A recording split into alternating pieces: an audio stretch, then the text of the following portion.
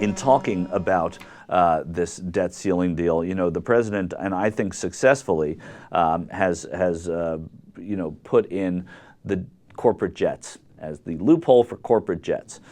It's something that, you know, it may be unfair to an industry that is made up not just of millionaires who lease jets and fly all over the country, but it is also part of an industry that employs people, the people that make the jets, the people that sell the jets and design the jets and service the jets, the people who are employees who fly on the jets. You know, there are lots of people that do that. The New York Times today had an article detailing the fact that the industry, the corporate jet industry, is set for a fight to keep the jet tax breaks. Dan Hubbard, a senior vice president for the National Business Aviation Association, said the president is vilifying an entire industry.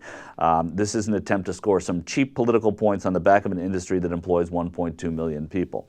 Well, you know, the industry does employ a lot of people, and whenever an industry is singled out, it is a cheap tactic. And I don't disagree that it is a cheap tactic of the president to say corporate jets.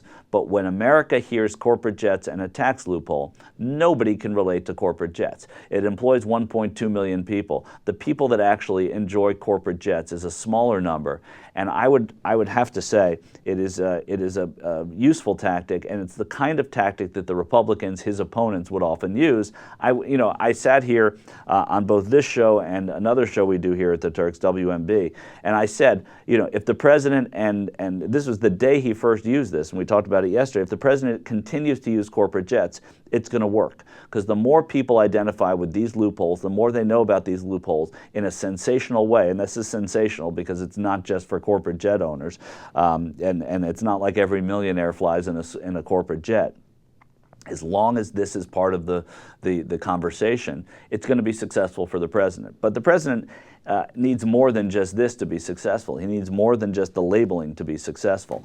And I think that that when you talk about getting rich Americans to kind of join in making things better here, and you hear Orrin Hatch yesterday talk about how the poor have to have their skin in the game, you do see that there is a divide in the way people approach this. So it's not, you know, the rich Americans do not necessarily need the pity of America right now, and the corporate jet owners are a perfect and sort of glaring scapegoat for this.